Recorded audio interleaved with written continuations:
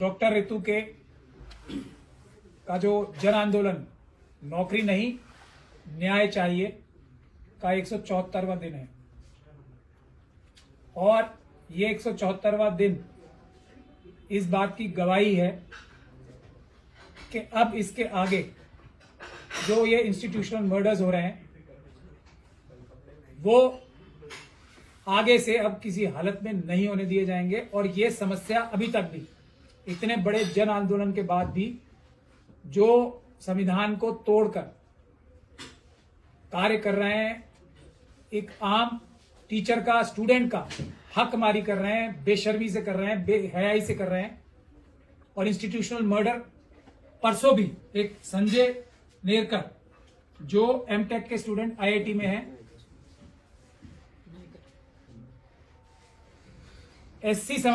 OBC समाज से आते हैं, ये आईआईटी दिल्ली में एक और पिछले 3 महीने में कितने इंस्टीट्यूशनल मर्डर्स दिल्ली की आईआईटी में हो चुके हैं और दूसरी आईआईटीज में भी कितने डेथ्स या मर्डर हो रहे हैं, वो रोकने के लिए यह जन आंदोलन एक ऐसा सैलाब बन रहा है जिसके आगे मुझे नहीं लगता कोई भी टिक पाएगा। आज हम लोग बार बार ये बोलते हैं कि हम कोई भी बात बगैर सबूत के नहीं बोलते। हम लोग बहुत दिन से इस बात को कह रहे हैं और हमने बहुत सारी पुलिस कंप्लेंट्स भी की हैं, सबूतों के साथ की हैं कि डॉक्टर ऋतु एक छोटा सा एग्जाम्पल है उस जहर का जो देश की हर एक यूनिवर्सिटी में मौजूद है, जिससे एससी, एसटी, ओबीसी और दूसरे कमजोर वर्गों के स्टूडेंट्स और प्रोफेसर्स के साथ हकमारी इस हद तक हो रही है कि उसमें वाइस चांसलर इन्वॉल्व होते हैं, उसमें एजुकेशन मिनिस्ट्री इन्वॉल्व होती है, उसमें प्रॉक्टर इन्वॉल्व होते हैं, उसमें टीचर्स इन्वॉल्व होते हैं, उसमें प्रिंसिपल्स इन्वॉल्व होते हैं, उसमें रजिस्ट्रार, डीन ऑफ कॉलेजेस। यहां तक कि दुख और शर्म की बात यह है कि जो पार्लियामेंट्री कमेटी और जो एससी एसटी कमीशन बने हैं वो भी उसमें इन्वॉल्व होते हैं। ये सबसे बड़े दुख की बात है। जो हाईएस्ट लेवल पे भी लोग बैठे हैं वो भी एकदम आवाज दबाने के लिए और ये हकमारी करने में पूरी तरीके से शामिल नहीं, एक क्रिमिनल के तौर पे कॉन्स्पिरेसी में शामिल होते हैं कि तुम सब ये काम करो, जब ये मामला हमारे पास आएगा तो हम इसको दबा देंगे। और जो मुलजिम है, जैसे पुलिस डॉक्टर ऋतु के मुलजिमों के साथ सांठगांठ करके हमले करा रहे हैं, आशुतोष के ऊपर हमला हुआ जानलेवा, क्यों कि डॉक्टर ऋतु का प्रोटेस्ट छोड़ दो। लोगों के ऊपर, हम लोगों के ऊपर लाठीचार्ज हो रही है, पूरे देश से जो लोग आके प्रोटेस्ट करते हैं उनके ऊपर लाठीचार्ज, गोली, अरेस्ट, सब गरीब मजलूमों के ऊपर। क्या कि डॉक्टर ऋतु के इस नौकरी नहीं न्याय का साथ मत दो। उसका एक बहुत बड़ा सबूत, उसका गवाही खुद जो एक क्रिमिनल प्रिंसिपल है डॉक्टर सविता रॉय, उसी की जबानी, उसी के मुंह से हम आप लोगों को पहले सुनवाना चाहते हैं। एक रिकॉर्डिंग है जो किसी ईमानदार व्यक्ति ने, जो इन्हीं प्रिंसिपल का साथी और जानने वाला है, उसका दिल जब फट गया इतने अन्याय से तो उसने हमें भेजी है, हम आपको सुनाना चाहते हैं। सुनिए पहले, इससे पहले कि मैं आगे बात करूं। ये डॉक्टर सविता रॉय की आवाज है और वो क्या बोल रही हैं वो मैं आपको ब्रीफ में बता दूं तो आपको आसानी रहे। एक एनडीटीएफ है जो दिल्ली यूनिवर्सिटी में टीचर्स एसोसिएशन है ना, आरएसएस की, उसकी ऑर्गेनाइजेशन, उसके एक जो मेंबर हैं राजकुमार फुलवारिया, आज वो दिल्ली यूनिवर्सिटी में डिप्टी प्रॉक्टर है। ये वही डिप्टी प्रॉक्टर हैं जिनकी बॉस ने, रजनी अब्बी ने ऋतु के ऊपर हमला करवाया था, जानलेवा हमला, जिसकी एफआईआर दर्ज हो चुकी है। और ये नेशनल जनरल सेक्रेटरी हैं बीजेपी के एससी शेड्यूल कास्ट मोर्चा के। ये दुख की बात सबसे बड़ी है कि बीजेपी छांट के ऐसे लोगों को लेते हैं जो अपने लोगों के साथ जुल्म और ज्यादती करने में उनका साथ नहीं बल्कि उनके आगे रहकर हम लोगों के साथ, एससी एसटी ओबीसी माइनॉरिटीज के साथ उनके ऊपर हमले कर सकते। दूसरा नाम है इसमें वाइस चांसलर योगेश सिंह साहब का, जो लिया जा रहा है खुद प्रिंसिपल साहिबा, क्रिमिनल प्रिंसिपल साहिबा के मुंह से। डूटा का नाम लिया जा रहा है कि डूटा भी सांठगांठ में शामिल थी डॉक्टर ऋतु की आवाज दबाने में और इसका केस रफा दफा करने में। तीसरा नाम लिया जा रहा है कृत सोलंकी साहब का, ये चेयरमैन है। देखिए, parliamentary committee for welfare of SC ST, और ये प्रिंसिपल साहिबा अभी आपको कहती भी सुनेंगी कि हमने उनसे भी बात कर लिया और इस मामले को कैसे हम करेंगे, यहां तक कि अभी हम डॉक्टर रितु पे हाथ नहीं डालेंगे, वक्त आने पर इसका काम करेंगे। ये तक बातें, और वही हो रहा है।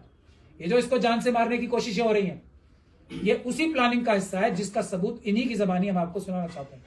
अब आप सुनिए कि कौन कौन लोग इस बड़ी साजिश में शामिल हैं, और इस देश की जनता को अब तय कर लेना है कि RSS BJP के गुंडे यूनिवर्सिटीज चलाएंगे वाइस चांसलर की शक्ल में, रजिस्ट्रार, प्रॉक्टर, प्रिंसिपल्स की शक्ल में, या देश के ईमानदार सच्चे नागरिक, वो चाहे वो किसी भी धर्म समाज से आते हो, वो यूनिवर्सिटी चलाएंगे। ये फैसला हमें कर लेना है। आप लोग अब इस बात को ध्यान से सुने।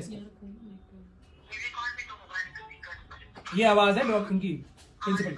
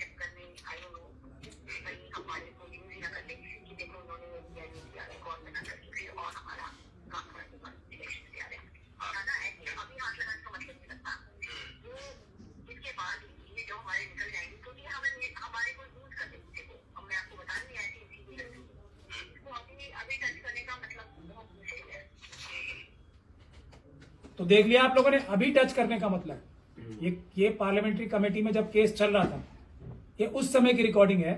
और पार्लियामेंट्री कमेटी में चलने के बाद कैसे इन्होंने सोलंकी जी को मैनेज कराया, अपने एक खुद के साथी, खुद कम्युनिटी बता रही है आपकी कम्युनिटी के हैं, आप जाके मैनेज करो, और उन्होंने मैंने उनसे कराया।